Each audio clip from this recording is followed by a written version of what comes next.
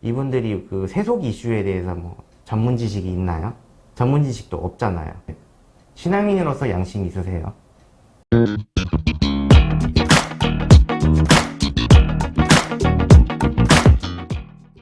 이계성 유튜브 시청자 여러분, 그리고 570만 천주교 신자 여러분, 국민 여러분, 해외 동포 여러분, 안녕하십니까? 천주교 평신도의 목소리 이계성 유튜브 대표 이계성입니다. 오늘은 반가운 청년 한 분을 모셨습니다. 우리 천주교가 노령화돼 가고 있는 그런 과정에 있습니다. 그래서 젊은 분들 보시기가 어려운데, 특히 이 유튜브 방송 앞에 나와서 천주교를 같이 논할 수 있는 젊은이를 만났다는 것이 오늘 저한테 큰 행운이었습니다. 오늘 나와주신 조준현 스테파노 형제님을 소개해드리겠습니다. 네, 안녕하십니까. 저는 조준현 스테파노라고 합니다. 오늘 불러주신 이계성 선생님께 되게 무한한 감사를 드리고 진솔한 얘기를 가질 수 있어서 무척 기쁩니다. 네. 고맙습니다. 참 용기 있고 고마운 분이다. 제가 그렇게 생각해서 환영합니다. 오신 거. 짧은 본당 생활을 하면서 물론 제가 모태신앙이 아니기 때문에 그렇지만은 정말 느꼈던 좀 아쉬웠던 감정들을 내가 정말 털어놓을 데가 없었기 때문에 어딘가 내가 꿍꿍하고 있었는데 이 꾹 막힌 기분을 이게 좀 풀어낼 때가 이제 좀 온 것 같다. 이때다 싶어서 제가 오게 되었습니다. 네, 감사합니다. 네. 신앙생활을 한 지는 얼마나 되셨습니까? 제가 영세를 받은 지가 제가 군대 훈련소에서 받았었는데 그때가 2011년도였거든요. 7월로 기억하고 있습니다. 근데 제가 군대를 전역하고 나서 전례단에서 활동을 하였지만 좀 하면서 좀 아쉬운 갈등이 있었다 보니 그 이후로부터 제가 좀 냉담 생활을 지금까지 쭉 이어오고 있습니다. 네. 그런데 여러 개 종교가 있는데 불교도 있고 개신교도 있고 천주교도 있고 있는데 꼭 천주교 신자가 되고 싶다 하는 그 동기는 어떤 것 때문에 천주교를 택하셨습니까? 여러 가지 참 많은 이유가 있기는 하지만 제가 어릴 때 얘기지만요. 되게 뭐랄까 조금 사회적인 영향에 의해서 좀 약간 영이 컸다고 봐요. 뭐 가령 예를 들면 제 세례명이 스테파노잖아요. 스테파노가 어떻게 따왔냐면 제가 김소환축이 형님을 좀 당시에 좀 존경했는데 지금 뒤돌아보면 좀 아쉬운 점이 좀 있었던 분이긴 하지만 냉정하게 볼 때 하지만 뭐 그분의 어떤 사회에서 보였던 모범적인 모습들이 좀 많았고 저 개인 가까이로는 좀 선생님 나이대 어떤 어르신분들 중에서 되게 좀 저게 좋게 좀 은혜를 베풀어 주셨던 분 저를 처음 보던 아니면 원래 알시던 분들 중에서도 그랬다 보니 제가 좀 감화가 된 부분들도 있었어요. 예, 뭐 그러다 보니 제가 사회생활 중에 언젠가 나도 영세받아 신자가 돼야지 하다가 군대에서는 좀 그런 왜 보통 일반적인 사회에서 6개월 교리 기간을 어떻게 보면 거치지 않아도 저희가 뭐 빨리 영세를 받을 수 있으니까 그때 제가 영세를 받았습니다. 네, 그렇군요. 네. 예, 지금 말씀대로 사실 김수환 주임 계실 때 80만 신자가 500만 가까이 이렇게 늘어났거든요. 그때는 천주교에 대한 그 사회적 통념이 정말 내 종교를 가지려면 천주교에 가겠다 그런 분들이 참 많았대요. 그래서 그 지도자라는 게 얼마나 중요한가 하는 것을 우리가 느끼게 됩니다. 그리고 그동안 아마 천주교 다니는 그 원로분들이 스테파노 형제님한테 아마 좋은 인상을 주셔서 천주교에 입문하게 됐다. 이제 그렇게 말씀하셨는데, 그러면 천주교에서 입문하신 뒤에 천주교에서 이러면 안 되는데라든가 왜 이러지 하고 한 느낀 점이 있다면 무엇인가 좀 말씀해 주시죠. 저의 어떤 본당 생활, 청년 활동을 하면서 느낀 어떤 개인의 느꼈던 경험이나 어떤 감정에 대한 부분을 조금 토대로 말씀을 드리자면은 본당에 이게 조금 본당마다 청년의 수는 각자 다른 건 아닌데 이게 청년의 수가 빈익빈 부익부가 조금 나눠져 있어요. 가장 많은 쪽으로 가려면 대학가 주변에 있는 어떤 본당들 뭐 가령 뭐 신촌 쪽이라든가 아니면 그 외대 쪽이라든가 경희대 쪽에 있는 데는 정말 대학생들이 많이 밀집되어 있기 때문에 거기 근처에 자취를 하고 사는 사람들이 많고 하기 때문에 되게 많을 수는 있는데 반면에 그렇지 않은 곳은 청년이 거의 뭐 몇 명 찾아보기 힘들 정도로 아니 심지어 아예 없다고 싶이 하는 곳인데 저 같은 경우는 신촌 부근에 있는 지역에 있는 본당을 다녔기 때문에 청년이 비교적 많았던 거는 사실인데 근데 이 많은 숫자 대비해서 실질적으로 정말 꾸준하게 열심히 청년 활동을 하는 청년들은 그렇게 많지는 않았어요. 뭐 물론 가지가지 이유가 있긴 하지만 제가 봐온 관점에서 얘기를 드리자면 첫째 이유는 이 기존에 있던 청년 단원들과 새로 들어온 청년 단원들과의 어떤 가까워지는 유대 관계가 그렇게 좀 어렵다는 부분이 있어요. 왜? 기존에 오래 머물렀던 이런 청년들 같은 경우는 되게 연합회를 중심으로 해서 간부들이 있지 않습니까? 각 부서마다.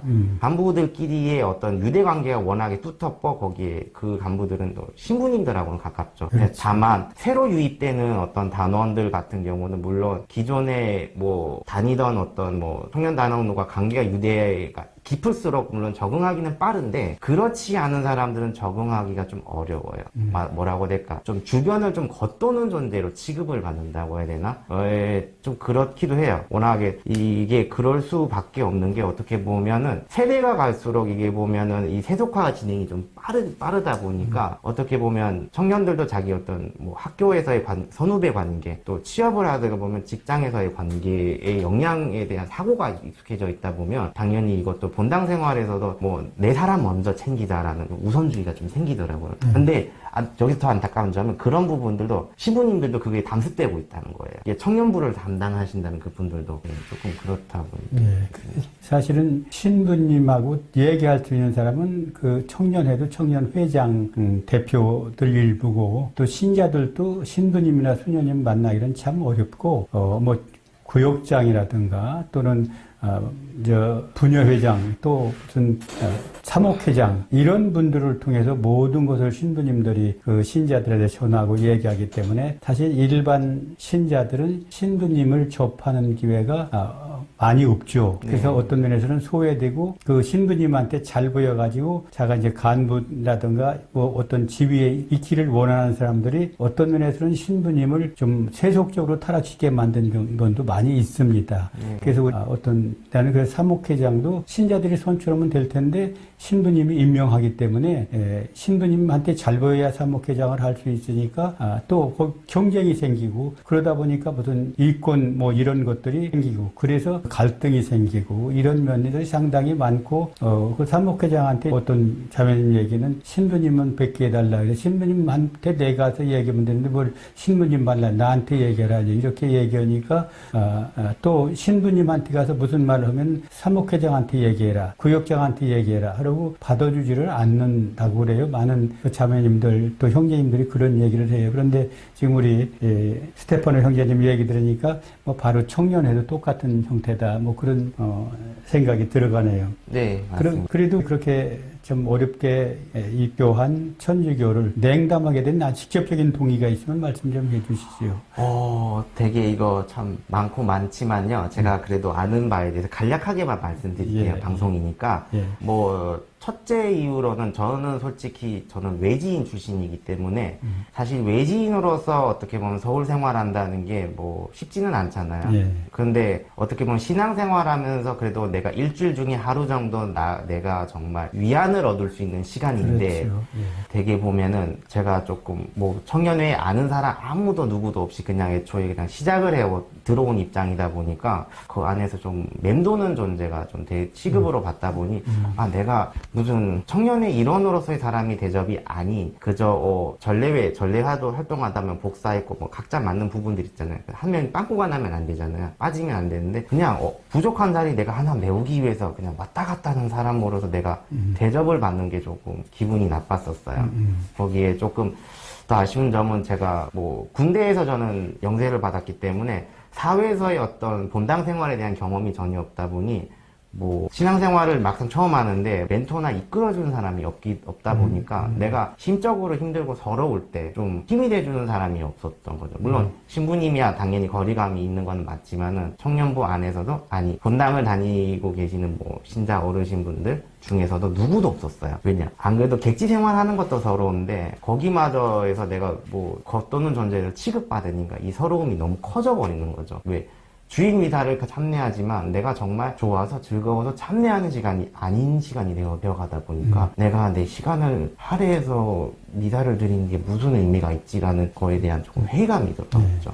뭐 지금 말씀하신 게 사실은 어디 그 종교라는 건 가서 마음의 평안도 없고 또 뭔가 기쁨 같은 것도 얻는 그러기 위해서 가는데 사실은 성당에 가봤더니 정말 다 냉랭하고 차갑고 또 가까이 주는 사람도 없다. 그래서 내가 여기 왜 와서 앉았나 이런 생각을 뭐 하신 것 같은데 요새 그런 얘기들을 많이 합니다. 그전 신부님들은 꼭 아버지 같은 그런 그리고 또 수녀님들은 어머니 같은 그런 따뜻함이 있었는데 요새 신부님들은 너무 냉정하다. 뭐 신자들이 신부님 그 말씀 그렇게 하시면 안 되잖아요. 이렇게 말씀하시면 신부님이 교회가 싫으면 네가 떠나 이렇게 얘기하는 신부님이 상당히 많다. 그래서 교회를 냉담하는 신자들도 많이 있다고 제가 듣고 있습니다. 그래서 맞습니다. 예, 그 외에 뭐 또 작은 얘기를 해도 또 뭐 다른 얘기는 없습니까? 또 하나의 더 다른 이유지만 좀 천주교 신자인 공인들 중에서 좀 그릇된 사람들도 많이 봤어요.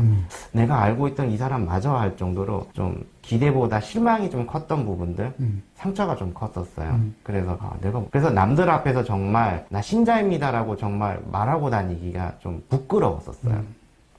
하물며 저희 부모님도 마찬가지지만요.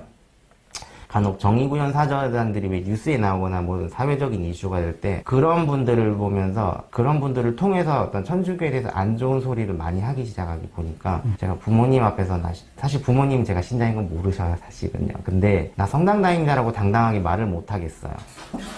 네, 지금 정의구현 사제단이라고 알고 계시죠? 네, 그렇습니다. 정의구현 사제단에 대해서 어떻게 생각하시는지 한 말씀 해주시죠. 정말 간단하게 말씀드리자면요. 정의구현을 하기는커녕 오히려 좀 뭐라 해야 될까 천주교라는 이 자랑스러운 이름에 먹칠을 하는 사제들인 것 같습니다. 아니 사제가 아니죠. 이들은 사제로 온 사람들이 아닙니다. 말 그대로 악을 섬기는 사람들입니다.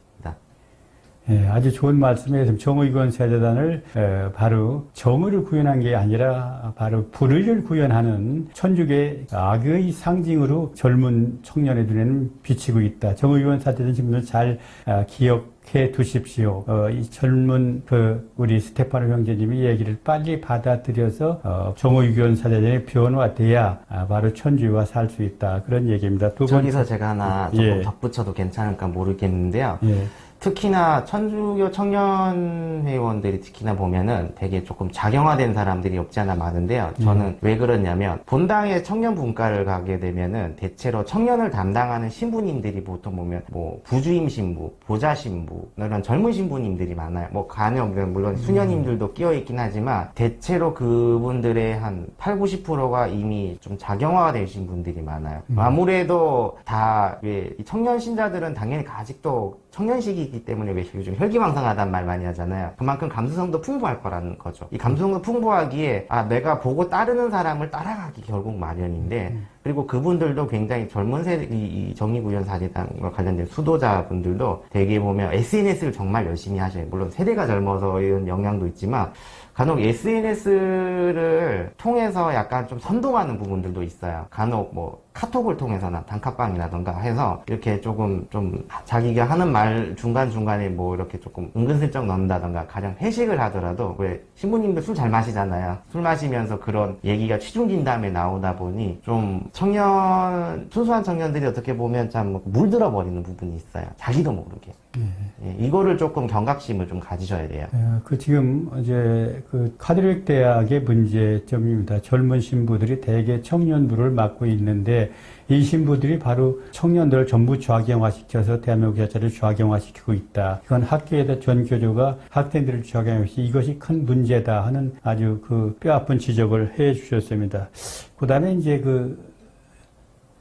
좌경화된 정의구현 사제단 신부님들의 혹시 강론을 들어본 적이 있고 그 강론을 듣고 어떤 느낌이 있는지 경험이 있으면 말씀을 좀 해주시죠. 제가 뭐 본당에서 어떤 뭐 신부님 강론 가서 듣는 시간에 뭐 이렇게 들어본 적은 없지만은 다만 좀 뭐랄까 SNS를 통한다던가 아니면 뭐 방송 매체를 통해서 이렇게 신부님의 어느 신부님의 눈, 어느 신부님의 시각이라는 어떤 코너를 만들어서 제가 이거를 보았긴 했는데 솔직히 말씀드리자면 어느 뭐 역사에서 늘 증명된 사실이지만 종교는 정치와 야합을 할 수가 없는 물과 기름의 존재예요. 왜? 그렇게 돼버리면 종교는 본연의 색깔을 잃는 거죠. 종교가 뭐 하려고 있는 거죠? 바른 가르침을 위해 있는 거 아닌가요? 정치는 어떻게 보면 세속의 가르침이 강한 거잖아요. 둘이 양립이 된다는 건 현실적으로 이거는 좀 어려운 얘기죠. 그렇다고 해서 뭐 이분들이 세속 이슈에 대해서 전문 지식이 있나요? 전문 지식도 없잖아요. 그렇다면 모르면 모르는 대로 살고 모르면 그거에 대해서 왜 그럴까에 대해 이해하려고 노력은 하는 게 낫지, 제대로 알지 못하는 차원에서 왜 이걸 어설프게 내가 설파하게 되면은 그로 인해서 받는 영향력, 자신의 입으로 해서 잘못 가르침을 받는 신자들은 어떻게 될까요? 라고 조금 자기 말하기 전에 좀 그거부터 좀 생각해야 되지 않을까요? 지금 아주 뼈 아픈 말씀을 해 주셨습니다. 종교 분리 원칙이 있는데 왜 신부님들이 정치에 자꾸 관여하고 끼웃거리느냐 하는 문제고, 사실은 그 정치라는 건 세속적인 건데 자꾸 세속적인 것에 사제님들이 함께하고 거기에 활동을 하다 보니까 바로 천주교 자체가 세속화되고 그러다 보니까 신자들의 불신을 받고 있다. 뭐 그런 말씀을 해주신 것 같습니다. 그 다음에 현재 지금 내란 상태라고 하는 항시 표현을 합니다. 남북 분단의 그 갈등보다 남남 갈등이 더 심각한 상태에 와 있고, 지금 이 전쟁을 하고 있는 느낌을 들어요. 천주교 신자가 본 한국 정치 형태 어떻게 얘기하실 수 있겠나 한 말씀만 해주시죠. 뭐 제가 정치에 해박한 사람은 아니지만요. 제가 뭐 좀 현재에 돌아가는 분위기와 흐름을 봤을 때 제가 느껴지는 분위기지만, 시대가 갈수록 그 흐름과 패러다임이 바뀌고 발전은 해야 되는데 그러기는커녕 옛날로 회귀하고 있다는 기분.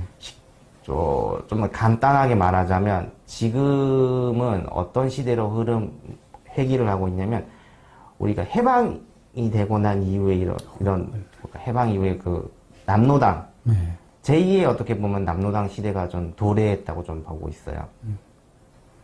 근데 그 시대 때도 어떻게 보면 지금 어떻게 보면 조금 매 한 가지 비슷한 게, 이건 종교와 관련돼서 연관을 짓자면요.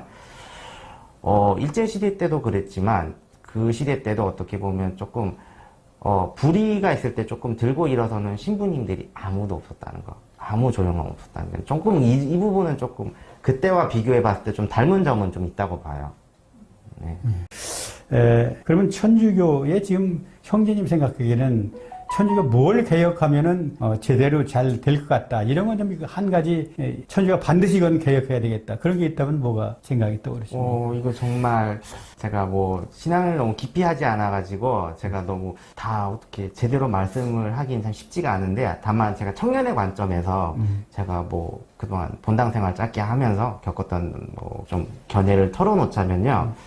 무엇보다 그런 것 같아요. 신부님들도 사람이잖아요. 일단은 신부님이 이전에 앞서 되게 예전에 한번 방송에서 좋은 지적을 하셨는데, 사람 좀 되십시오라고 그때 한번 얘기하셨던 게 기억나요. 무엇보다 물론은 이 신학교나 뭐 이렇게 수도회나 지원을 하더라도 물론 다 안에 뭐 면접이고 뭐를 다 하지만은 신앙관도 신앙관이지만 신앙관의 이전에 앞서서 정말 이 사람의 됨이 어떻는지를 조금 제대로 봤으면 해요. 정말 이 사람이 정말 이 사제로서, 수도자로서 정말 이 사람이 소임을 할 자격이 있을까라는 것을 조금 냉정하게 좀 따지고 해야지, 뭐 집안이 뭐 가톨릭 집안, 모태 신앙 집안이나 뭐 나의 친족이나 누군가가 천주교에 관해서 뭔 일을 하고 있다라고 해서 너무 조금 인맥이 이렇다고 해서 봐주는 건 좀 아닌 것 같아요. 정말. 그리고 하나 더 중요한 얘기지만, 정말 청년에 대한 필요성에 대해서 물론 교구 차원에서 당연히 뭐 물론 간혹 이렇게 얘기는 하나, 사실 그렇게 청년을 좀 어떻게든 조금 더 성당에 오게끔 하자라고 노력하는 거에 비해서 결과가 좀 안 나오고 있어요. 왜 결과가 안 나오는지에 대해서 조금 냉정하게 봤으면 좋겠고, 신부님들 뿐만 아니라 마찬가지예요. 그 교회를 다니시는 어르신들도 조금 먼저 다가와줬으면 좋겠어요. 청년분들에게. 왜 그러냐면, 청년분들은 어린 나이에서는 감성이 한창 뜰 때의 나이인데, 이럴 때도 누구나 인정받고 싶어, 관심을 받고 싶어 하는 그 감성의 나이 때인데, 좀 어르신분들이 내 자식 나이다, 내 손주뻘인 나이인데, 그렇게 좀 단순히 성당을 다니는 남이라고 생각하지 마시고 좀 내 자식 손자와 같은 마음으로 좀 가까이 다가와줘서, 뭐 세대 차이가 나는 건 어쩔 수 없지만 그래도 거리를 좀 좁히려고 노력을 좀 하셔야 돼요. 그러지 않으면 누구도 성당에 오고 싶어 하는 사람 없어요. 솔직히 지금 본당의 대부분의 어떤 봉사와 단체나 여러 단체들이 물론 중년분들을 좀 위주로 돌아가시긴 하지만 이 청년들이 정말 없다면 본인들이 20년, 30년이 지나서 정말 못 오게 되거나 아파서 이제 못 오게 되거나 할 때 본당은 누가 채울 건가요? 좀 그것에 대해서 좀 심각하게 좀 고려해 줬으면 좋겠어요. 정말 신앙심이 있는 사람으로서 자기가 본당에 봉사를 하고 있다면 좀 나만 보지 말고 좀 그 뒷세대도 좀 봐야 되는 좀 아량도 있어야 되지 않을까요? 좀 그렇게 생각합니다. 네, 아주 좋은 지적을 해줬어요. 5,600명의 우리 사제님들, 우리 청년 신자의 말을 똑똑히 들으셔야 됩니다. 먼저 사제가 되려면 사람부터 되거라. 사람이 안 된 사제가 가서 천주교도 망치고 신자들도 바로 고통 속에 몰아넣는다. 이건 아주 뼈 아픈 얘기입니다. 사제님들이 지금 반성해 보십시오. 무슨 짓을 했습니까? 지금까지 한번 반성해 보십시오. 지금 한국 사제들은 연불에는 마음이 없고 제밥에 마음이 있는, 딴 말로 바꿔 얘기하면 하느님 말씀 전하고 신자들을 아우르고 이렇게 따뜻하게 안고 가는 것은 내팽개쳐 버리고 돈과 권력과 이권 이런 거에 눈이 어두워서 세속적으로 되는 모습이 이 젊은 청년의 눈에 사람 좀 되십시오라고 전했습니다. 두 번째는 젊은이들이 계속 성당에를 안 나가면 성당은 문 닫게 된다. 그런데 젊은이들이 성당에 가봐야 신부님이 본체만체하고 그분들이 젊은이들이 성당에 오고 싶은 그런 어떤 계기를 만들어주지 못한다. 그러니까 천주가 자꾸 무너져가고 신자 수가 줄어가는다. 이런 면을 사제님들이 잘 기억해 줬으면 좋겠다. 아주 뼈아픈 얘기를 했습니다. 5,600명의 우리 사제님들, 12,000명의 우리 수도자님들 이 말씀 잘 듣고 각 성당에서 아버지 역할, 신부님들은 또 수녀님들은 어머니 역할을 좀 따뜻하게 잘해서 가고 싶은 그런 성당을 만들어 주시기 바랍니다. 또 좋은 말씀 해주셨는데 이게 천주교 정화 운동을 하기 위해서 이제 대수천이라고 이제 만들어서 지금 한 2013년에 만들어졌으니까 지금 한 7, 8년째 지금 내려오고 있는데 요새 좀 갈등이 좀 생겨서 여러 가지 얘기 들었을 텐데 이런 대수천이라고 하는 대한민국 수호 천주교인 모임에 대한 말씀을 좀 해주셨으면 이제 제3자의 입장에서 본 대수천 어땠나, 밖에서 본 대수천이 어땠나 잠깐 말씀을 해주시죠. 처음에 제가 선생님이 그 유튜브를 봤을 때는 대수천의 대표로서 어떻게 한번 나오시는 거 보고 저도 그 단체를 알게 되었고 물론 기대도 많이 했던 거는 사실이에요. 사실 대부분 요즘에 이 작용화된 사회에서 활동하신 종교단체 분들 보면 대다수가 조금 개신교인 분들은 정말 많은데 왜 천주교는 없지 하면서 제가 좀 안타까운 생각을 갖고 있다가 그나마 한 줄기의 빛처럼 나와서 저도 많이 기대를 했던 부분이 있는데 근데 조금 시간이 지나서 정말 선생님이 홀로 투쟁하시는 모습 그리고 단체와 어떤 갈등이 있는 모습을 저도 보고 왜 이런 분을 이렇게 왜 내치셨지 하면서 제가 좀 정말 안타까웠는데 물론 저도 자세한 내막은 몰라요. 물론 제가 직간접적으로 제가 관여되지 않아서 뭐라고 할 수는 없지만은요. 딱히 집어서 말씀드리자면은, 전 두 가지를 지적하고 싶어요. 첫째, 신앙인으로서 양심이 있으세요. 둘째, 대한민국을 수호하기 위해서 왔죠. 천주교 신자이면서. 근데, 여러분들 스스로 객관적으로 자신에 대해서 좀 들여다보셨나요?